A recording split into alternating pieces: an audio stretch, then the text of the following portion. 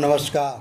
सरकारी नौकरी, यदि आपको सरकारी नौकरी की उम्मीद रखते हैं तो आप देखिए आपका सूरज कितना मजबूत है। यदि सूरज आपका मजबूत है तो आपको सरकारी नौकरी मिलेगी। यदि सूरज आपका मजबूत नहीं है तो आप लाख प्रयास करो, आपको सरकारी नौकरी नहीं मिलेगी। और सूरज मजबूत को आप कैसे पहचानोगे? कुंडली में 3 चीज़ें कुंडली का स्तंभ होती हैं। कौन कौन सी? लगन, सूरज और चंद्रमा। ये तीनों अगर आपके कुंडली में मजबूत हैं तो आपको गवर्नमेंट जॉब मिलेगी, आपको धन मिलेगा, यश मिलेगा और कीर्ति मिलेगी। विशेष रूप सूरज का।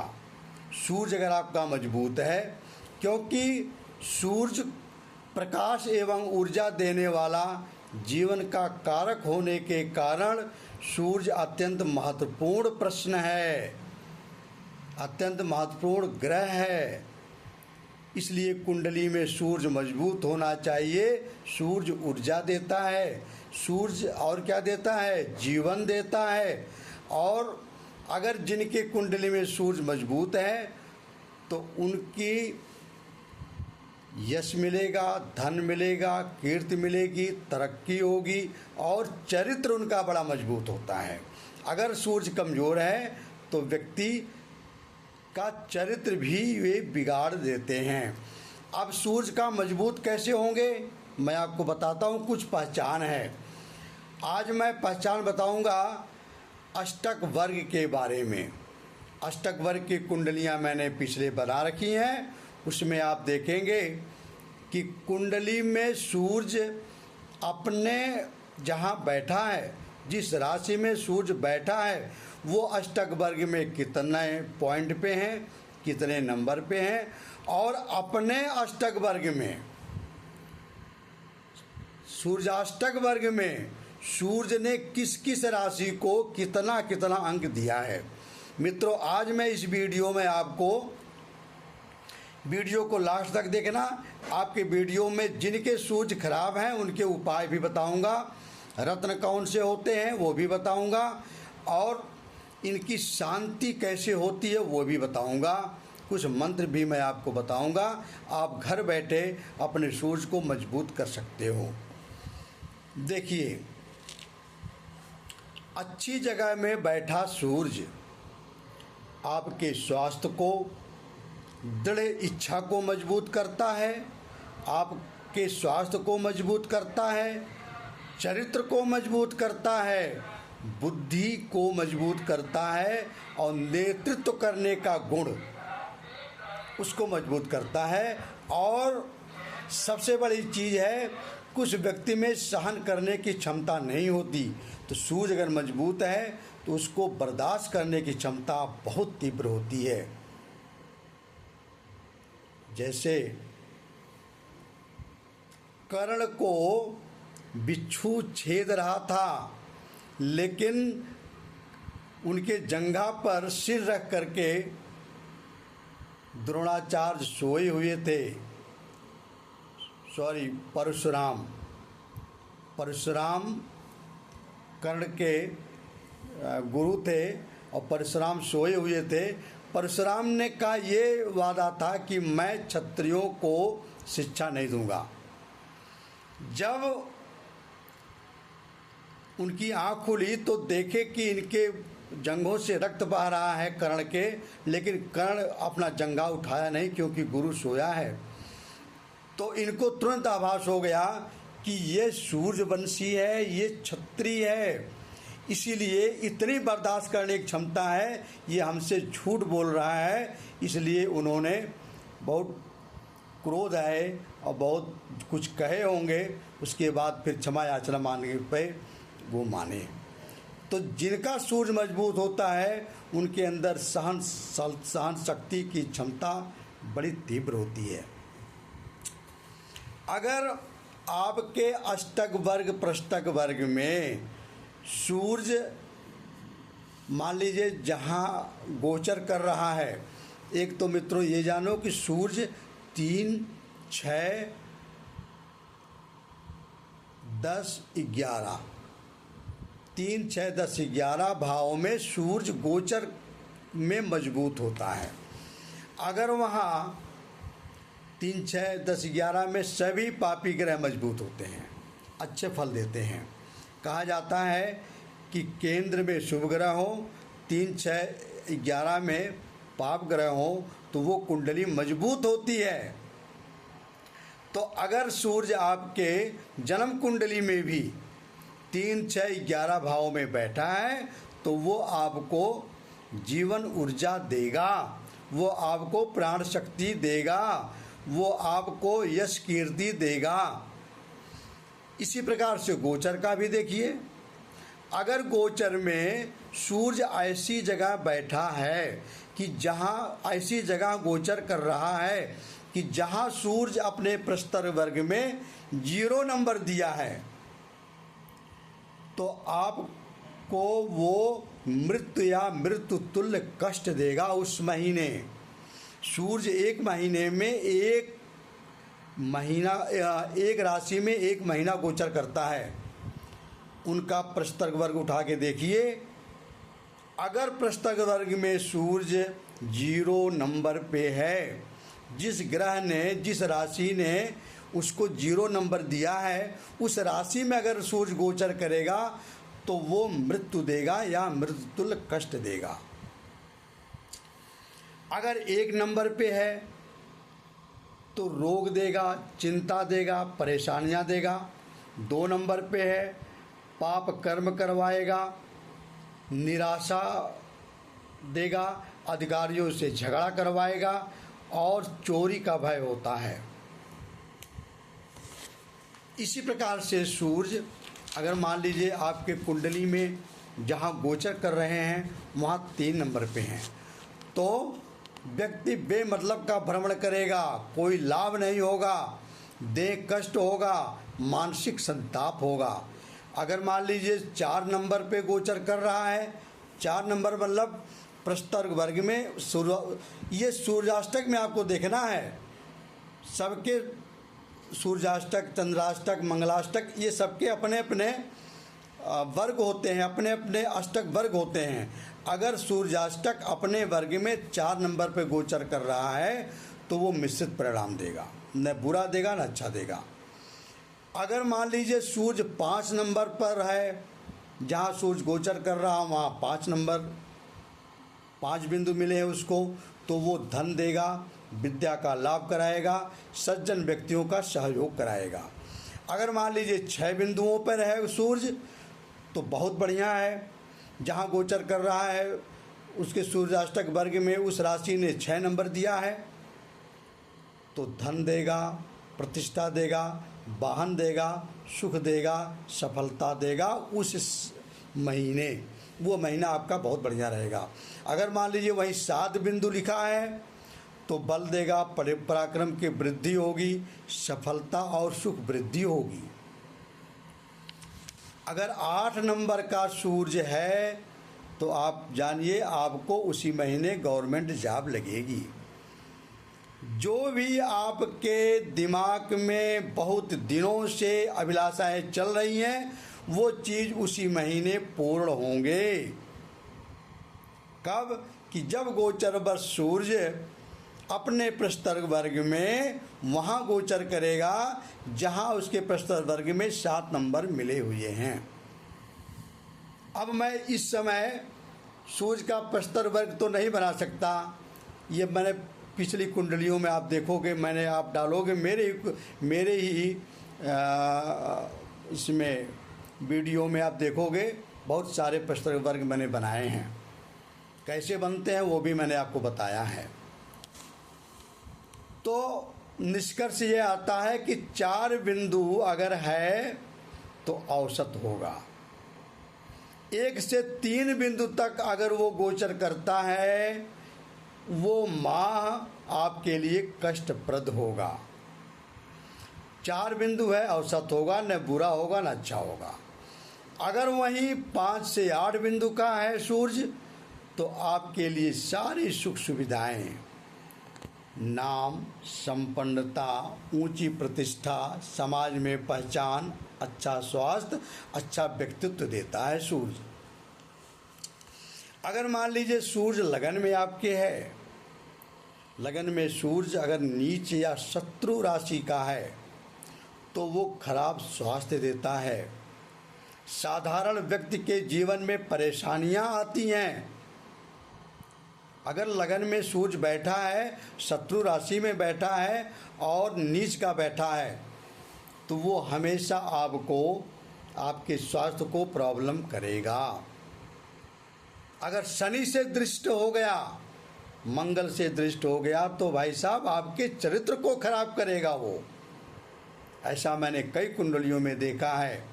लोग कहते हैं कि लगन का सूर्य बहुत बढ़िया होता, अच्छा तो होता है, लेकिन वो स्वराशि का हो, अपने उच्च का हो और अपने प्रस्तर वर्ग में 7, 8 या 6 नंबर पे हो, वो सूर्य, वो व्यक्ति राजा की तरह जीवन जीता है। सरकारी नौकरी में उच्च पद उसको मिलता है, शुभ ग्रहों से दृष्टि हो। अगर सूर्य उच्च का हो, अपने घर में हो, 5 से ज़्यादा बिंदु हो तो अच्छे फल देगा। जातक का व्यक्तित्व तो अच्छा रहेगा, ऊंची प्रतिष्ठा रहेगी, जीवन में सफल होता हुआ दिखाई देगा। सूर्य के जितने बिंदु ज़्यादा होंगे उतना ही अच्छा फल होगा। अच्छा, सार्वजनिक जीवन में उसका नेतृत्व बहुत अच्छा होता है। अब चंद्र कुंडली से, ये आपको चंद्र कुंडली से देखना है कि अगर आपके चंद्र गोचर में सूर्य चंद्र से तीसरे में, जहाँ आपके कुंडली में चंद्रमा बैठे हुए हैं वो आपको चंद्र राशि हो गई। वहाँ से आपको देखना है अगर सूर्य तीसरे में है, छठे में है, 10वें में है, 11वें में है। 10वें में सूर्य दिग्बली होता है।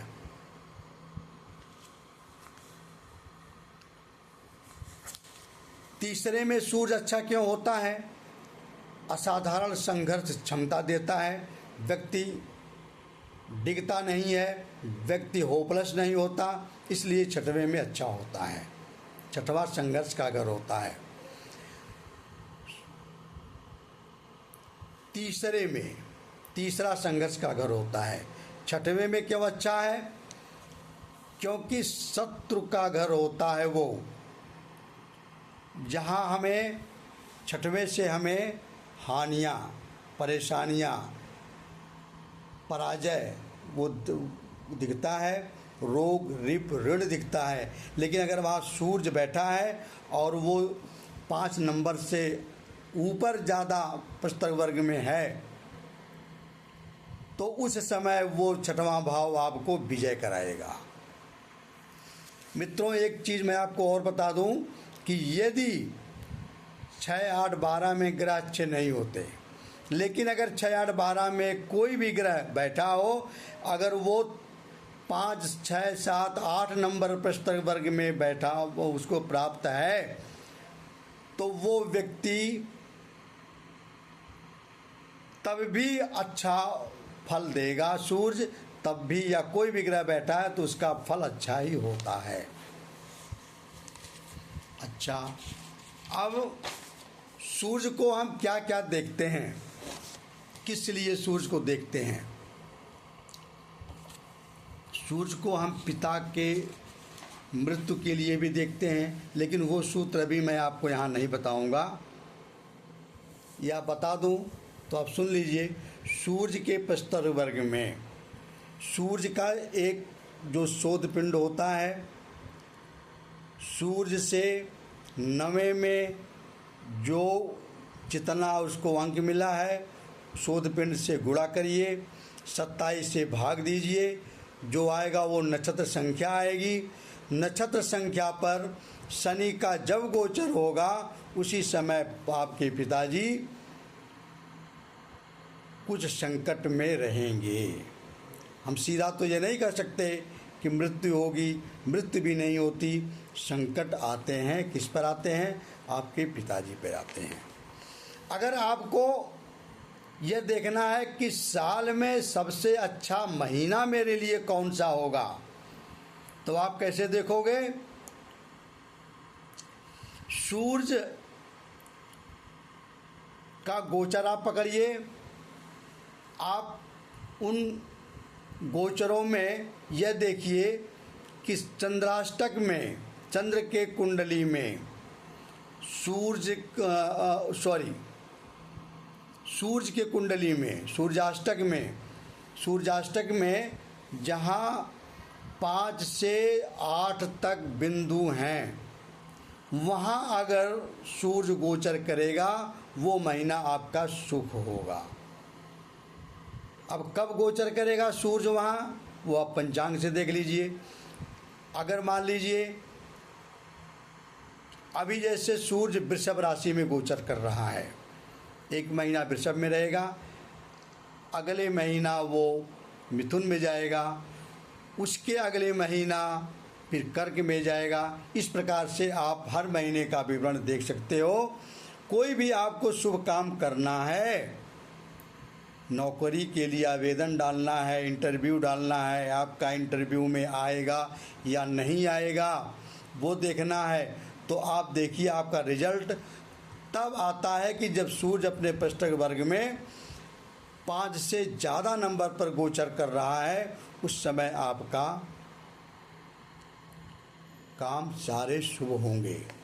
जैसे शुभ काम आपके कौन से होते हैं? विवाह हो गया, धार्मिक दानपूर्ण पवित्र कार्य हो गए, किसी तीर्थयात्रा पे जाना है तो भी आप सूर्य को देख लीजिए कब शुभ हो रहा है। कोई नया काम धंधा शुरू करना है, दुकान खोलनी है, कोई बिजनेस खोलना है, उस समय आप अपने सूर्याष्टक में ये देखिए कि सूर्य उच्च का कहाँ हो रहा है, या उच्च को आप छोड़ दीजिए, जिस राशि में वो गोचर कर रहा है अगर वहाँ 5 से 6, 7, 8 बिंदु हैं तो उस समय आप अपने कार्य का प्रारंभ करिए, वो निश्चित सफल होगा। और अगर मान लीजिए उस समय आपने कार्य प्रारंभ कर दिया जहाँ 1, 2, 3 या 0 नंबर हैं तो निश्चित है वो कार्य आपका सफल नहीं होना है। इसीलिए लोग शुभ मास देखते हैं। अब मान लीजिए आपको ये देखना है कि हमारे लिए कौन सी दिशा सबसे अच्छी है। आपको ये देखना है कि हमारे लिए दिशा कौन सी सबसे अच्छी है। तो आप कैसे पहचानोगे?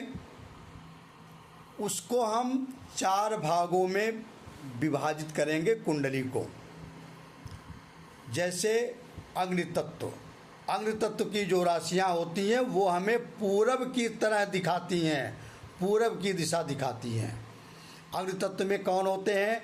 1, 5, 9 राशि, मेष, सिंह और धनु राशि वो अग्नि तत्व की हैं। अगर अग्नि तत्व राशियों में सूर्य अपने प्रस्तर वर्ग में 5, 6, 7, 8 नंबर दिया है तो पूरब दिशा आपके लिए अच्छी होगी। अब आइए भूमि तत्व का।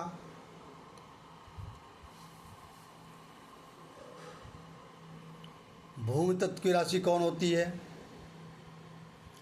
या ये तत्व आप छोड़ दीजिए। मकर, कन्या और वृषभ ये राशियां दक्षिण दिशा को दिखाती हैं। ये राशियां किसको दिखाती हैं? दक्षिण दिशा को। कौन कौन सी? मकर, कन्या और वृषभ। अगर मकर, कन्या और वृषभ में सूर्याष्टक वर्ग में 5, 6, 7, 8 नंबर मिला है तो आप समझो कि आपके लिए दक्षिण दिशा अच्छी है। आप नौकरी खोजने दक्षिण दिशा की तरफ जाओ, दक्षिण दिशा के कन्याओं से आप विवाह करो, दक्षिण दिशा की यात्रा करो। उस समय, उस महीने में अगर मान लीजिए आपके सूर्याष्टक वर्ग में कुंभ, तुला और मिथुन लगन में सूर्याष्टक वर्ग में 5, 6, 7, 8 नंबर हैं तो आपके लिए कौन सी दिशा अच्छी है? पश्चिम दिशा अच्छी है। कुंभ, तुला और मिथुन जो राशियां हैं वो पश्चिम तरफ की दिशा को दर्शाती हैं। और अगर मान लीजिए जल तत्व की राशियां हैं 4, 8, 12 हैं, वो उत्तर दिशा दर्शाती है। अगर सूर्याष्टक वर्ग में कर्क में, वृश्चिक में, मीन में अगर ये राशियां बैठी, अगर ये सूर्याष्टक वर्ग में अच्छे नंबर हैं, 5 से ज़्यादा नंबर हैं, तो आपको उत्तर दिशा आपके लिए अच्छी होती है। अब मैं आपको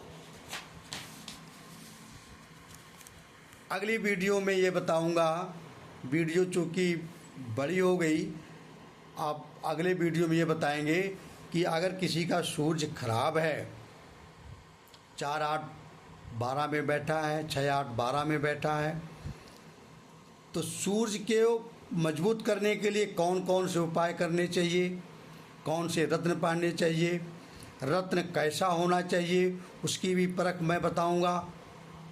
रत्न को कब पहनना चाहिए उसको भी मैं आपको बताऊंगा। किस मंत्रों का जाप करना चाहिए उसको भी मैं आपको बताऊंगा, और कब करना चाहिए, ये सारी चीज़ें हम आपको अगली वीडियो में मित्रों बताएंगे। अब आप इजाज़त दीजिए। नमस्कार, धन्यवाद। वीडियो को लाइक सब्सक्राइब करना न भूलना। आपका दिन शुभ हो। जब मैं लाइव रहता हूँ उस समय आप फ्री कुंडली होती है, आप कुंडली को पूछ सकते हैं। आप सब्सक्राइबर कर लीजिए कि इससे पता चले कि जब मैं लाइव रहूं तो आपको फ्री कुंडली दिखाने का अवसर प्राप्त हो। जब आप सब्सक्राइब रहेंगे तो आपके यहाँ नोटिफिकेशन वाला बेल का आइकन अगर आप दबाए रहेंगे तो आएगी, आपकी कुंडली फ्री देखी जाएगी लाइव सत्र में। तो नमस्कार। और या किसी को पर्सनल कुंडली दिखानी है तो उस पर कुछ शुल्क है, आप मेरे व्हाट्सएप पे आना, आपकी जैसी इच्छा है। मेरे तरफ से दोनों ठीक है, कोई दबाव नहीं है। मित्रों नमस्कार, धन्यवाद। आपका दिन शुभ हो।